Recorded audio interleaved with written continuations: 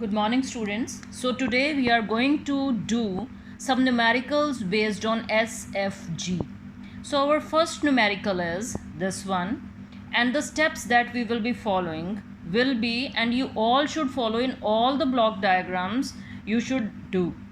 From those block diagrams you have to make the signal flow graph, and from that signal flow graph you have to find your T, that is overall transmittance, right? Basically this transmittance in signal flow graph is equal to the C by R we find in our block diagram reduction. So for this same numerical you should carry out your answer for block diagram reduction first and then cross verify the same answer with signal flow graphs, right? Because such type of numericals do come in the exams, that solve this numerical using BDR and verify your answer using SFG technique. So here we start. Firstly, replace what? Replace all the summers in the block diagram and your takeoff points with nodes. We are going to replace them. But how we are going to replace them? Because there are two rules that we should carefully tackle. The very first rule that we all should remember is that we have to always check the position of these two. Like in this case, if the summer comes before the takeoff point, then you have to represent these two with a single node.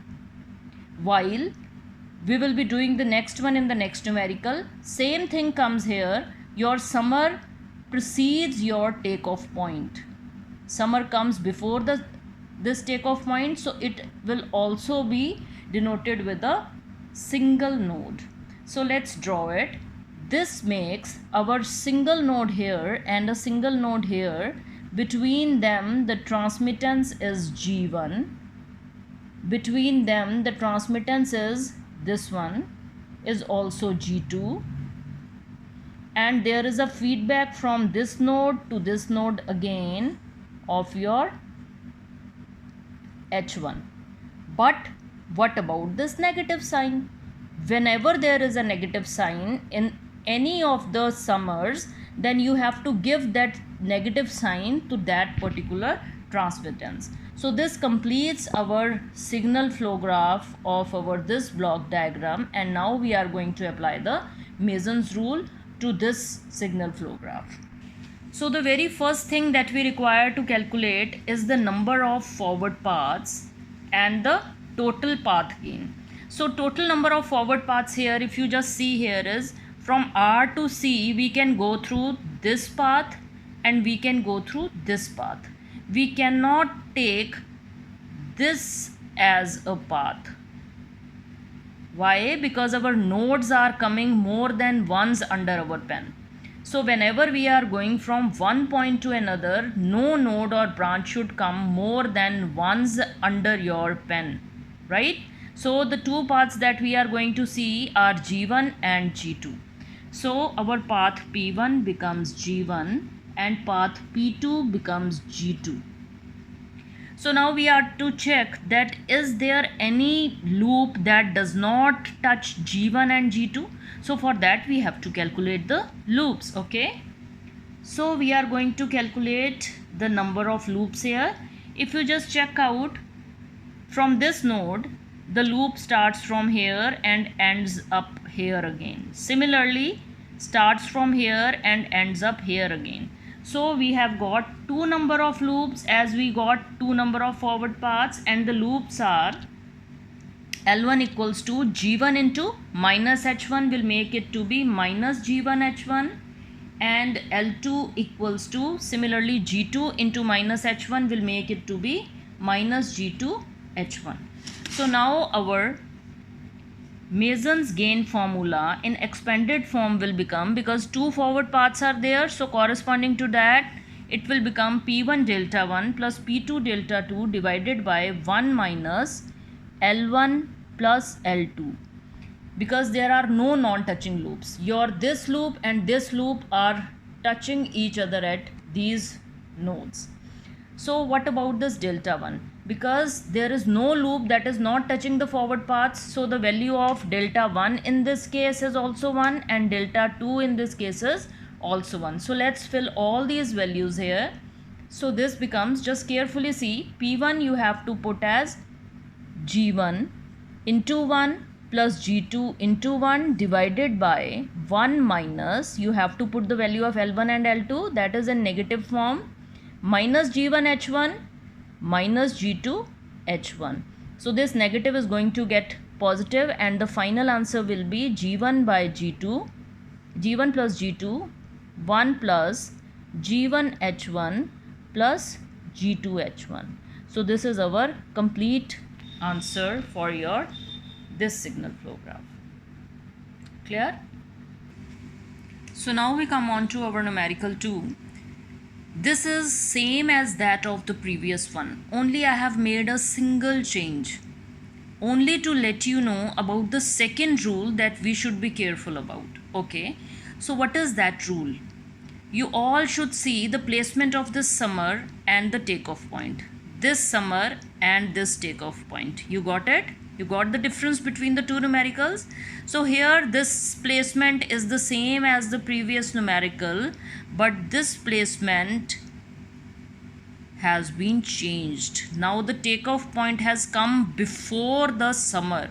So whenever this is the case, you have to represent this with a single node, individual node, and this summer with the individual node having a unity transmittance between them. So let's draw it now. So this is going to remain a single node. So now we have got 3 nodes in this numerical. So the transmittance here will be G1. The transmittance here will be 1. Now from here it is going to the third node. So this becomes my node number 1. Just write down, this is 2 and this is 3. So this is going from 1 to 3. So I am writing here 1, 2, 3. So this is my G2, and from node 2 to 1 back, this is the feedback path, this becomes my minus H1. So this is my minus H1. So again we have to apply our Mason's gain formula. For that we require the forward paths. So our forward path number 1 will be G1 into 1. So that becomes G1 only. Then P2 will be equal to G2. So this remains same as the previous one. So now we come on to your loops. So our loop L1 will be G1 into minus H1. That will give it to be minus G1 H1. So will G2 H1 will be there. Just check. We are going to G2. But there is no backward arrow. As there is no backward arrow, no arrow in the backward direction, feedback direction, so our this will only stay here. There will be no coming back, so there will be only a single loop in your this numerical, right? So now what about your delta 1? Delta 1 will be 1 because it is touching here, and similarly delta 2 will also be 1 because this loop is touching your G2 path at your this node. So your delta 2 will be equal to 1. So let's again expand our Mason's gain formula and put the values in there. Now this delta will become what? 1 minus L1. So now we have to put the value of L1 only. So this becomes G1 plus G2 because G1 into 1, G2 into 1, and then 1 minus minus G1 H1 will become plus, so it will be this thing. So this is our complete answer of your this numerical. So only thing you should take care of is the position of this, because only if I have changed the position of this, there is a difference of the answer, right? So now we come on to your numerical 3. Just check here that we have got a simple block diagram. There is no taking care of the takeoff point and summer because they both are individually separate. So we have to now take this as node number 1, take this 2 together as node number 2, and take this at node number 3. So let's draw it. We have got 3 nodes here, 1, 2 and 3 here. So between 1 and 2 we have got G1, between 2 and 3 we have got G3.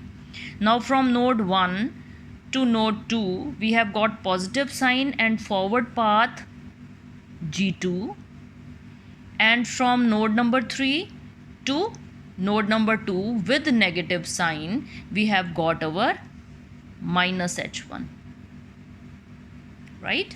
So now we are going to write again the same thing. For number of forward paths, find out the forward path G1 to G3. So that means G1 G3, then P2 will become G2 G3. So this will become G2 G3. Will there be any other path? No, there will not be, because then your node and branch are going to get traversed more than once. So now we are going to find out the loops. These are your forward paths. So now we are going to find out the loops. How many loops are there? So writing L1 here, we get G1 and G2 will not be there, right? Why? Because this is not in the backward direction. So we are left with G3 into minus H1. So this becomes minus G3 H1, right? So let's put it. So delta 1, delta 2 will again be 1 because this loop is touching the loops, the paths. So putting the value in P1 delta 1 plus P2 delta 2 divided by your 1 plus, I will put the value later, 1 minus L1. Let's stick to the formula first and then we will be putting the value. So it will be your G1 G3 plus G2 G3 divided by 1 minus, this minus and minus again will become plus, so it will be G3 H1. So this is my answer for this numerical. The same numerical you all have done in your BDR. Just check the answer, it will be same. Just see that how simple signal flow graph makes the answer. Only thing you need to draw is the signal flow graph very carefully from the block diagram. Once this thing is done correctly, only you have to check out for your forward paths, your loops and this formula. So now we come on to our a little bit complex numerical, fourth numerical. This we have again done in our BDR numericals. What you did here was you shifted this takeoff point to this position and then you solved the whole block diagram. So now we are first going to do our that first main step, that we have to check out the, because there you can see that takeoff point summer, takeoff point summer. So we have to first check the position of it and we have to number the nodes here, because once you number the nodes in your block diagram, then the signal flow graph designing is more simple. So replacing this summer with this node, this becomes my node number 1. Then these two are going to get converted to node 2 because this summer precedes my takeoff point. So this becomes my node 2. Now what about this? This takeoff point is coming before a summer. So that means this is going to get represented with different nodes. So this becomes my node 3 and this becomes my node 4. So here I go with my all the 4 nodes, right?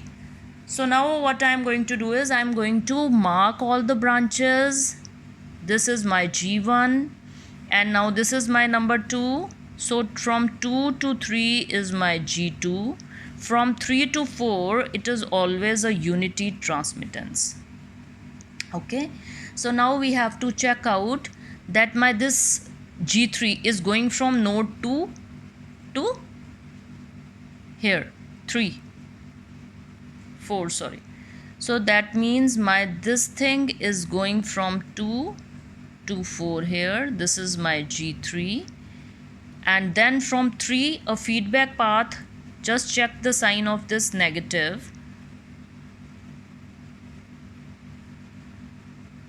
So this is going from this node number 1 to 3, from this third to the first one, and the value here is minus H1.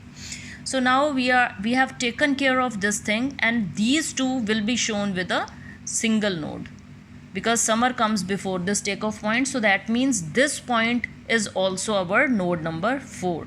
So from 4 to 2, 1, 2. So from 4 to 2 we have got our, what it will be? -1. Yes. So here we go with your complete signal flow graph of your this numerical. This is my R and this is my C. So it's simple. Only you have to take care of the node number and how you are going to implement it on your signal flow graph. So again we are left with only the most simplest path. We have to find the number of paths, loops, and then put it in the Mason's gain formula. So now we come on to our forward paths. Just check here that the forward paths are G1 into G2 to C, and the second path will be G1 into G3 to C. So we have got two forward paths, and when we are going to write down the loops, so first loop we can see that it is your G1 G2, then this backward arrow is there into -H1. So this is my loop number L2. Then G3, it came here, then it found a backward path, so it went back to your this node. So it is G3 into -1, so that becomes -G3. Similarly, we have G2 into 1 and back, that is with -1, so it becomes -G2. So now let's put all these values in our Mason's gain formula, that is P1 delta 1 plus P2 delta 2 divided by 1 minus, that will become L1 plus L2 plus L3. So now we have to put all these values here. So my this P1 delta 1, so I'm going to put my P1 delta 1, that becomes transmittance equals to G1 G2 plus my G1 G3, that is G1 G3 divided by 1 minus, then I am going to put all my loops here, that is my G3 minus G2 and my minus G1 G2 H1, right? So we have got this as our final value. You all can check the answers with your BDR numerical values and you are going to find that the answers are coming out to be same. So this completes our fourth numerical. So that's all for now. Have a nice day.